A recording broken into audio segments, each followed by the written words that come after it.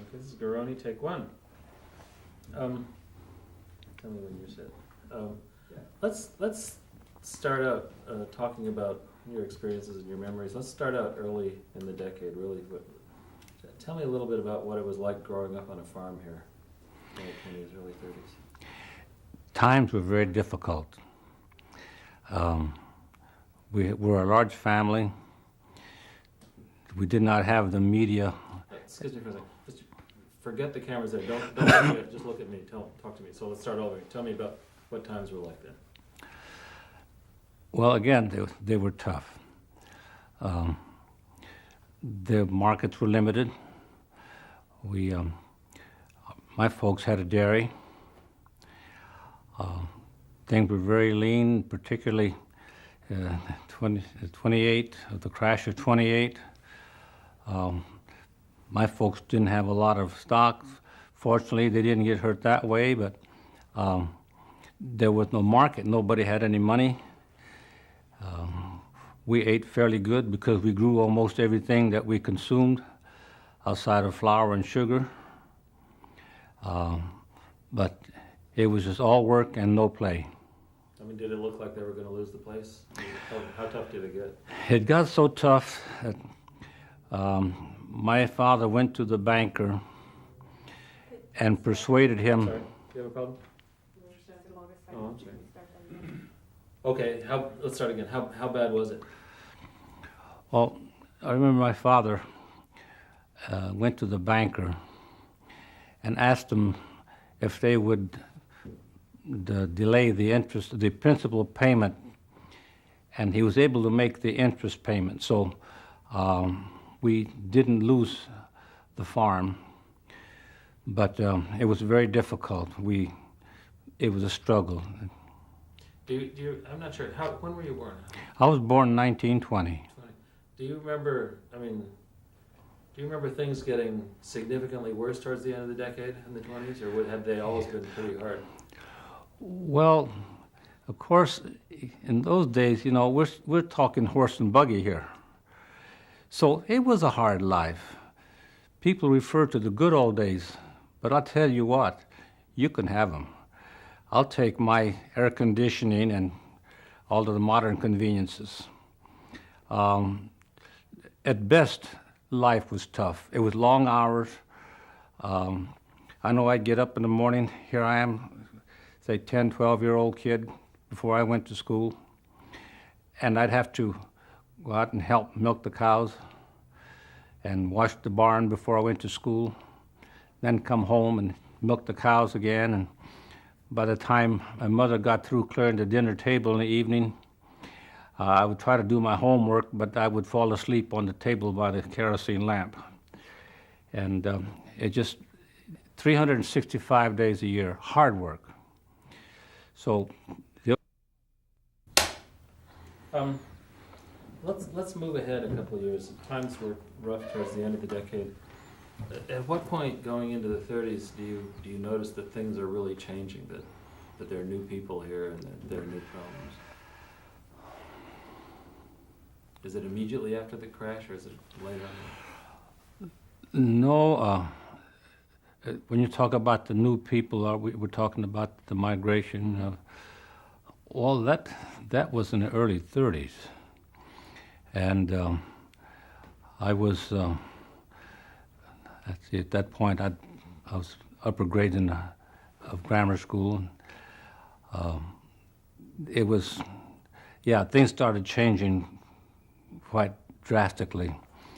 It was almost unbelievable to see the migration of the people into the county. Of course, we lived out in the country where an old 99 highway, which is now South Union, and we had the opportunity to see the caravans, literally caravans. The people, I guess, with all their possessions, apparently, strapped onto the back of the car, on the top of the car. Some were fortunate, might have had a trailer, but most of them did not have trailers. And it was very pathetic to see particularly the large families. They would come in with, 4 or 5 kids, 6 kids, a lot of them, and wondering where they were going to sleep the next night. Yeah, it was, unbelievable, you might say.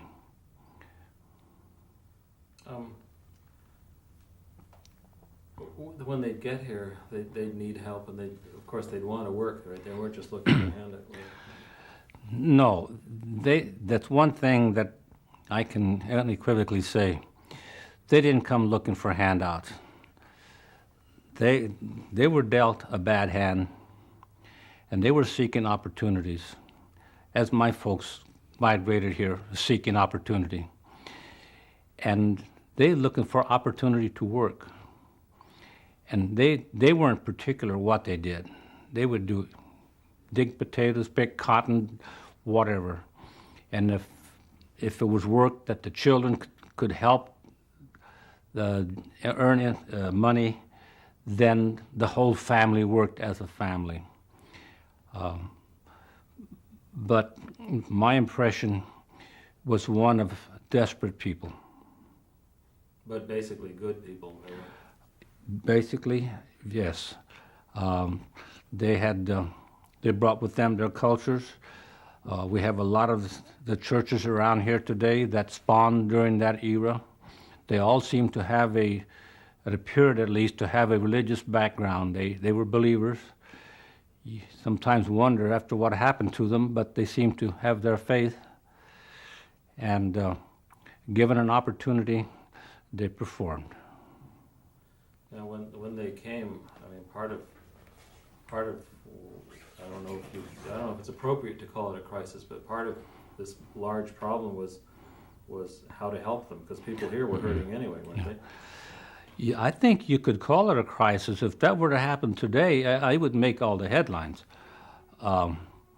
It was a crisis. You had talk about homeless people. We had homeless families, what we had, and not by choice. So yes, it was a crisis. And the people here were mostly, I think, by and large, I know my folks certainly were very sympathetic and you might say empathetic. The people that were here were pioneers, and these migrants, you could refer to them as pioneers too. When they moved into the Oklahoma, Texas, and that area, they were pioneering, so they are people of pioneering spirit. So they had courage, and they were just seeking a better life for themselves and their family. So it's not unlike the people that were here. So people related and wanted to help, but in a way the problem was too big, wasn't it? Well, money was tight. There was no prosperity. We were coming out of that terrific depression. And we didn't have the government agencies that we have today that could help out in these crises. Now, part of that was actually there were some small attempts, maybe not enough by the government, things like the FSA. Yes, they did set up labor camps. Some of them are still in existence, by the way, and they did try to make work projects. But this was a new experience, and nobody really knew the depth of the problem. They just kept coming and kept coming. I don't know how many thousands moved into Kern County. Of course, other counties also, but I think Kern County received the bulk of them because of Route 166. Mm-hmm. So I know you were young at the time, so you weren't a taxpayer, but I mean, did you have a feeling that even though people wanted to help here, that this was something the government should help out with because they had more resources, or how was it going to be solved? Well, very decidedly, it had to be an agency of the government. I mean, individuals just did not have the resources. The community was not affluent. The farmers were not making a lot of money. it was just tough times. And I think the government perhaps might have been lethargic in their actions, but I don't know that it was intentional. I don't think anybody really grasped the concept or the magnitude of the disaster as what it was. And the problem with the disaster, the crisis, had many different aspects because it put a strain on the schools and the hospitals and everything, right? Oh, absolutely. I don't remember what percentage of the population was reflected by the migration, but this was just a small town. You know, at that time, I think Bakersfield must have been maybe around 30,000 people.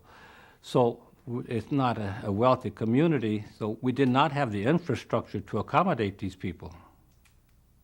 So they're just, you could only put so many kids in a school, right? Right, and for housing accommodations, we didn't have the motels. We were just seeing the appearance. In those days, they called them auto rests, and they were essentially little single bungalows or cabins strung out along the road. The first truly motel was the Bakersfield Inn, which was, I don't know if you're familiar with that, but before that they had these what they call auto rests, and there weren't that many of those, but of course they started springing up along the side of the road as the people kept coming in, and we see some remnants of some of the better ones that are still standing today. Mm-hmm. But most people would end up camped down at the river. They were camped out on the river or wherever they could find space that was permissible. I know they would come by the farm and ask my folks if they could camp overnight, so they'd be off of the road and get off of the streets. And my folks would accommodate them as much as possible. We would work them whenever possible. We would give them employment. But, as I pointed earlier, money was tight. So if one wanted to be a benefactor, he didn't have the means. Or you just couldn't help enough people? Well, individuals, couldn't do it. It had to be a body, like a government body. And as I recalled, I think the county did take some action, limited actions, but our local government agencies, they were not all that affluent either. Mm-hmm. We're talking tough times. How are we doing on this battery? I got a minute and a half. Okay. Now you were still in school, right? Up to Yes. 36 or 37, probably. Yes. Something like that. So would you meet kids from migrant families who were coming in? Oh, sure. I went to school, a lot of them. And I maintained a friendship even till this day with a lot of the kids that I've gone to school with. In fact, my wife's folks migrated here from Arkansas. So my wife's a little Archie, although she was born in San Diego, but her parents are from Arkansas. But even though you were friendly and a lot of people were friendly, other people were not so nice to them. I mean, they called them Okies and get out of town. There was that segment of the population that was not too happy to see them coming in. And I don't know how to account for that. I guess it was that way then, and it's that way today, and we're still fighting wars over that, aren't we? Yeah, I mean, they probably saw them as a threat or something. Well, right. Okay, let's stop for a second.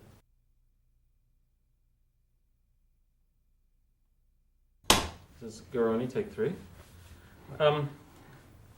Last time we talked, you told me something that really sort of gave me an insight into it. I don't know if you remember.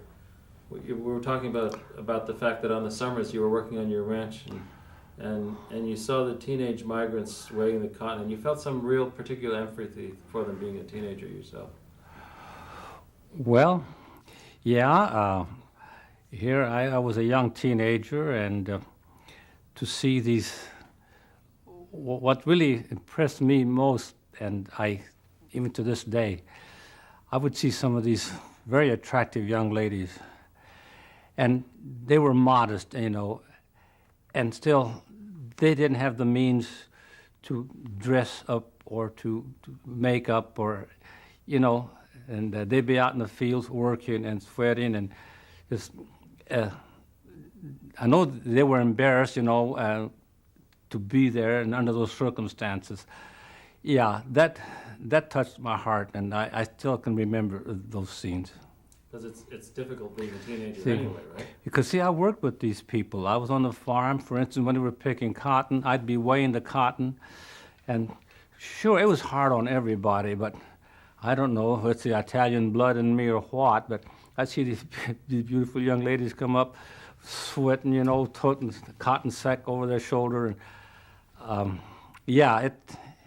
that memory stays with me. Yeah. But I'm glad to say that I've watched a lot of those young ladies grow up and marry and become very beautiful women in the neighborhood. There are a lot of grandmothers out there today that came from that period. That survived. Tell me something. In your family, around the dinner table, would people talk a lot about whether Roosevelt was going to end the Depression, or what did they think about what was happening? Well, of course, everybody looking forward to the great savior. And he came out, with the alphabet soup. Let's give the devil his due. And I say that tongue-in-cheek because a lot of people did not approve of the things he did. A lot of them were outlawed. But he recognized the problem and tried to do something about it. He did try to put people to work, even if it was only leaning on a shovel.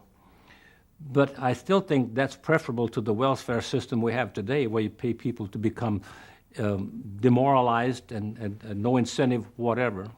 At least they went out and they helped build schools, and they did do projects. They did something constructive for the money they received, even though they didn't work as they might have under a capitalistic system. But after all, circumstances were not the same. So, yes, I can vividly remember when Roosevelt took office, and people were very bitter because of the stock crash and then the Depression. People had lost fortunes. And then we put this migration on top of it. Well, there wasn't much we could do, and everybody felt, a lot of people felt threatened by it. But when you look at specifically whatever Roosevelt or the New Deal was doing for the farmers, did it seem like he had any answers for the farmers? Well, the government programs we have today had their origin with the New Deal, although they are quite different, but we're still living with them. So I think we have to give him credit for that, don't we? Mm-hmm. We didn't necessarily agree with everything he did, but he did shut down the banks and at least averted that disaster. And one of the good things that he did was the GCC camps. Those were very, very popular, very productive, very good. But when you're in a crisis and you're trying to put people to work, mainly put food on their table, what do? I mean, you're going to make mistakes. It's inevitable, isn't it? Yeah. But you got to try something, right? That's right, you try. And of course, I don't know whether it was the right thing to do, but he did it, and some of the things he did were unconstitutional, but in the meantime, he put bread on somebody's table. I'm trying to get a sense, though, in general, do you think people were out here in Kern County, out in rural districts, were they happy with him, or were they unhappy with him? Well, I think everybody was happy with him when he came into office. I mean, they were looking for a savior, and they were just looking to him to turn things around. So he won by quite a landslide, if you remember. Let's move on towards the end of the decade. I'm talking about in like 1938 and 1939. Did you get a sense at that point that things were getting better at all? I did, yes, very definitely. Things were picking up. We were beginning to see prosperity turn about that time. I think 36, 37, and towards the end of the decade, things definitely were better. I mean, a lot of people wonder what would have happened if the war hadn't come along. Would we have solved it? Well, or did the war do it? of course, it cured a lot of problems. I don't know how to respond to that. But of course, overnight, you solved the unemployment problem and people working and getting checks. Sure, it cured a lot of ills. I don't want to get involved too deeply in that. I have feelings about the other side too, and wonder just how much human sacrifice does it take, and is it worth it? But I think that's another issue. Well, yeah, the war was definitely at least as bad as it was good. But there were some horrible things that came out. Yes. Let's stop for a second. How much do we have on this night again?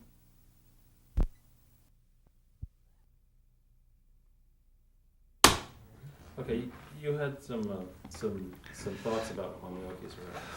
Well, yeah, because at that time, Kern County was starting to grow a lot of vegetables, and it required a lot of hand labor.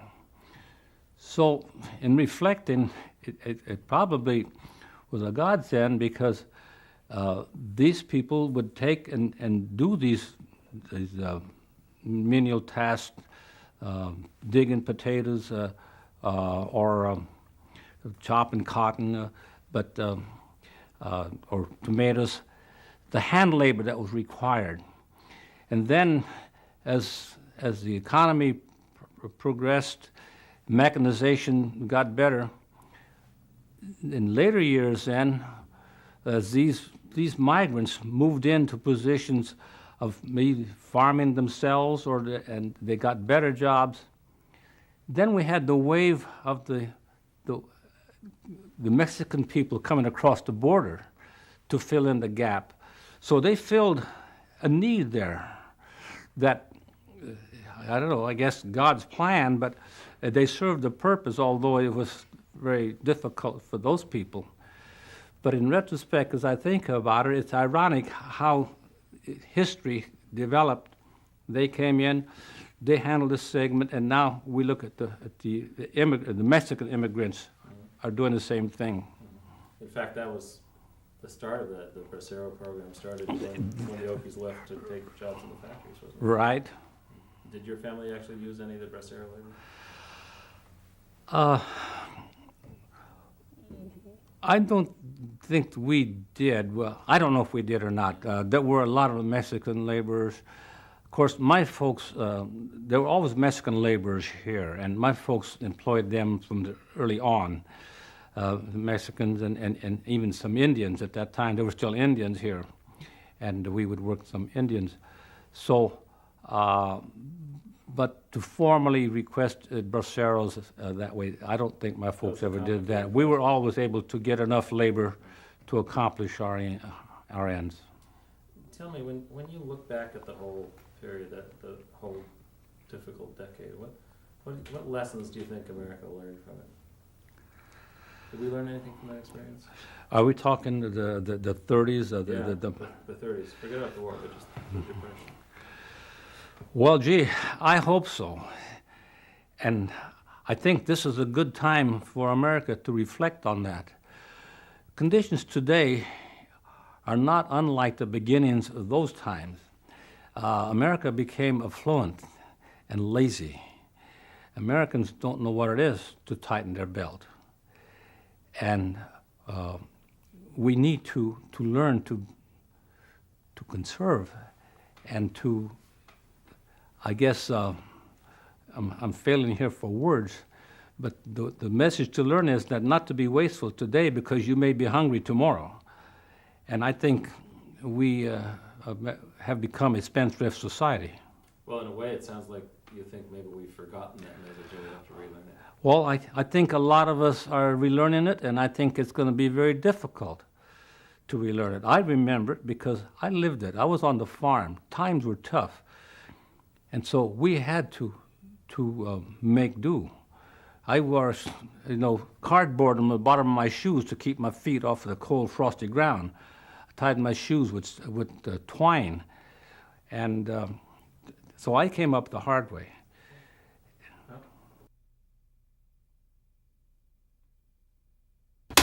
Garone, take 5. Would you tell me again what you were just telling Susan about what happened here to labor once the war started? Well, it just appeared that overnight the labor pool disappeared. Would you start once more and say, once the war started, it appeared?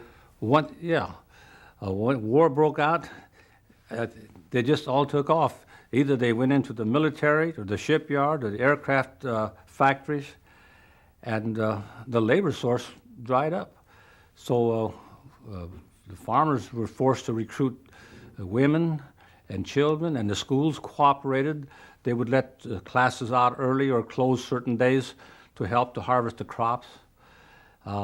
You can imagine the fun we had using that kind of labor. A lot of the kids never been on a farm, but this is what we had to resort to. So, it changed, you might say, overnight. And that shortage kept up for the whole war? Right along? Yes, for the duration of the war, as long as they were building ships and planes and fighting, labor was in very short supply. Tell me something, let's go back a few years to 36, 37. During that period, about the same time when all the Okies are coming in, there was, here and there'd be a lot of labor conflict, of people would come in and start organizing. Did you witness any of that or hear of any of it? Oh yes, I was right in the middle of it. That is to say, my farm is out there south of town, right in the middle of the agricultural scene. On the main highway, I saw plenty of it. I'd see these strike caravans go out and actually go out and physically pull people out of the fields. It was rough. There was even some shooting going on. There was some pretty rough times there. Yeah, I mean, it was desperate on both sides, right? People wanted more money and farmers were hurting them. So sort of, there was no way to resolve that. It was a no-win situation. I mean, commodities weren't worth anything, and of course I can't blame people for wanting to get more money. But the problem was not necessarily that we didn't want labor to receive more money. What the problem came in was the opportunists that were heading these labor unions that I think used the people. And history will show that that was the case because they weren't successful. Even the laborers turned upon their own unions because a lot of the officials were self-serving and using the people. And that's why you don't see a strong farm labor union, because the original organizers didn't have the best intentions. Frequently the charge would be leveled that in fact the migrants didn't really care about organizing and that communists were involved. Did you hear much of that? Yes, that was a common argument. They thought it was a communistic move. But mainly the labor people, all they wanted to do was be left alone to work and put bread on the table and feed their families. Well, did you think there was any truth to that? I mean, outside agitator analysis of the farm labor problems, that it was caused by outsiders? Oh, I think so. Yes, and even in recent years, Could you say that? I think since my questions aren't on the tape, if you just say I agree with you, nobody knows what you're saying. Oh, I didn't know you. Yeah, okay. My questions won't be there. So tell me about this idea about outside agitators. Well, in the 30s. I think a lot of the resentment towards the attempts to organize farm labor was that A lot of the organizers were outside agitators who brought in professional not strike breakers, but professional labor agitators who would go out and threaten the people and threaten the workers, physically pull them out of the fields. And the labor people, they wanted to work because they wanted to make an honest living, and there wasn't that much money to be made in the farming industry.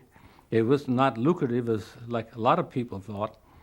But I think that if the approach had been more sincere and the organizers had been really had labor's cause at heart instead of selfish motives, I think we would have had a strong a labor organization. But to this day, we don't have that. The labor union out there now, the Farm Labor Union, is supported by outside interests from Hollywood and other places. It's not the farm laborers that are supporting it. So it's a very similar. Pardon? It's a very similar pattern to what was there. Let's stop for just a second. I have another question. I just Let's take 6. And when you read the books about the 30s and farm labor stuff, they describe it as an extremely tense period. Did it really feel?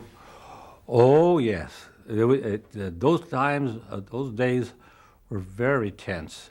Everybody was very cautious. The farmers, a lot of the farmers carried their shotguns in their pickups. There was a real opportunity for disaster, and I don't know. I think there were several people that were shot to death over it, and a lot of physical imbroglios, if I may use that word. They persisted, but they never were really successful, though, in organizing farm labor, because the farm laborers are like the farmers, a bunch of independent cusses that want to make their own decisions, and don't want to be told what to do. Yeah, when I read about it, you get this sense that there were two camps. On one side would be someone like John Steinbeck, and on the other side would be the Farm Bureau, right? And it was like they were bitter enemies. I mean, was it really that, or just people just disagree about it? Well, there was a lot of disagreement between with whether or not the labor unions were going to be good for agriculture. Of course, and the problem was that as I, reflecting back, I think that they didn't approach it properly. They weren't organizing for the right reasons and trying to accomplish the right objectives. I think had the organizers been more compassionate and understood agriculture and its problems better, I don't think we would have had the bitterness that there was. But on the other hand, if you're going to get members, you have to get people riled up. So I don't know. Well, it's interesting you use that word bitterness. That really gives a sense of how deep it was. Oh, it was. There was a lot of bitterness, and it persisted. Again, would people think the same thing about Steinbeck, essentially that he really didn't understand what was going on and just came in and wrote stuff and jumped to conclusions?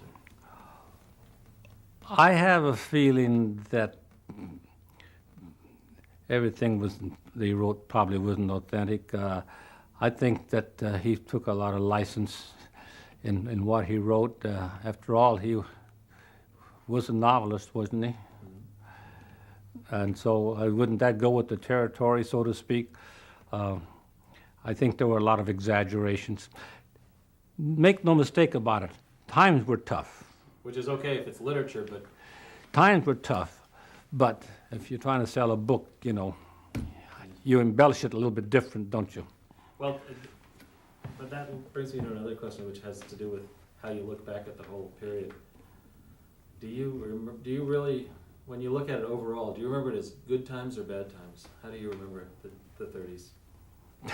Tough.